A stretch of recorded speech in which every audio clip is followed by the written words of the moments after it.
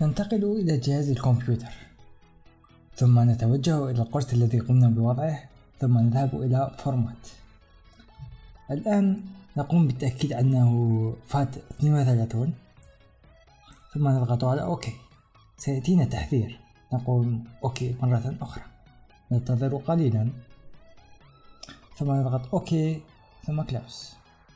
الآن نتوجه إلى الملف الذي قمنا بتحميله، وفي مجلد الإيزو سنضع الألعاب التي هي ألعاب البي اس بي، ثم ننسخ الملفات ونتوجه إلى جهاز الكمبيوتر ثم القرص، ثم نقوم بوضع بيست أي لصق.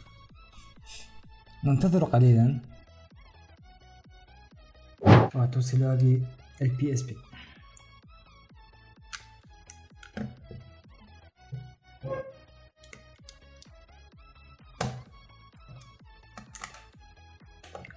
تقوم بتشغيل البي اس بي.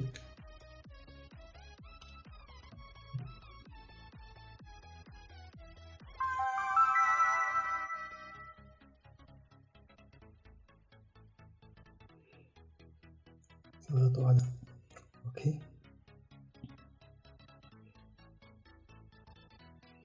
الآن عليك التوجه إلى معلومات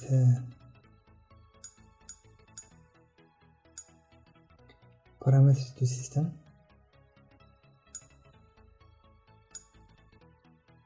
language، اختر اللغة الإنجليزية مثلا، ثم تذهب إلى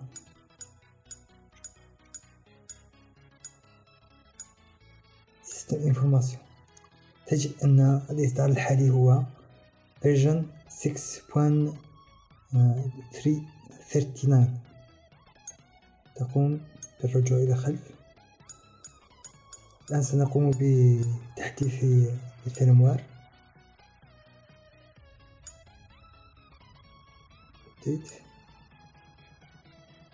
ثم نقوم بالتحديث على update to version 6.61.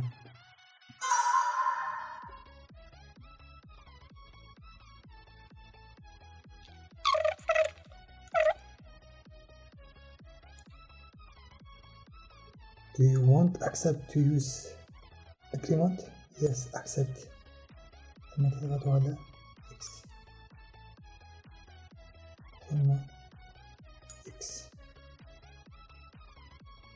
الآن تتم عملية التثبيت.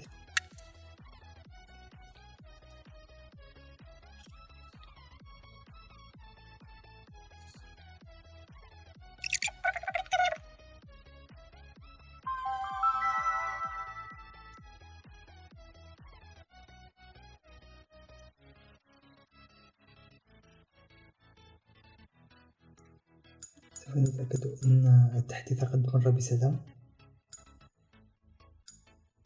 System setting،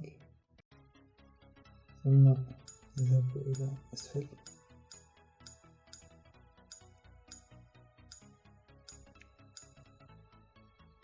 قد مر التحديث بسلام.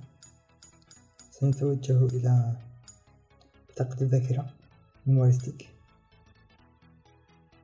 الآن هذا نقوم بحذفه باستخدام المثلث، ثم نقوم ب delete، ثم yes اوكي delete اوكي. الآن نضغط على pro update.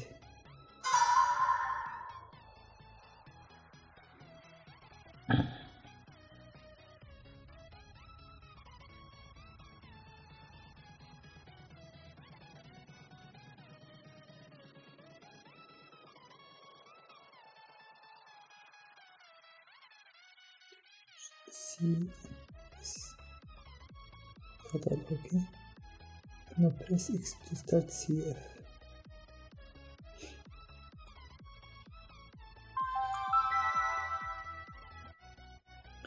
تقوم بإعادة تشغيل الجهاز. يقوم الجهاز بإعادة تشغيل نفسه، ثم تنتظر دقيقة، ثم تذهب إلى ميموري كارت مرة أخرى. تجد أن الألعاب قد ستذهب إلى الملف في هذا الملف، ثم المثلث، ثم ديليت.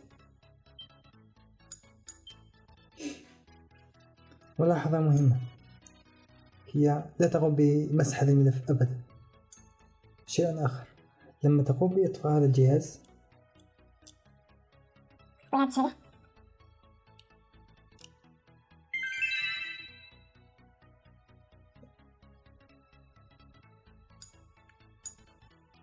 تجد أن الألعاب اختفت.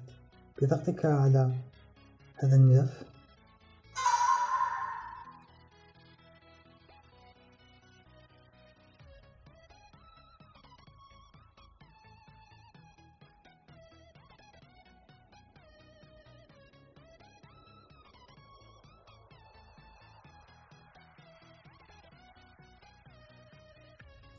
ثم نذهب إلى الذاكرة، تجد أن الألعاب تعود من جديد.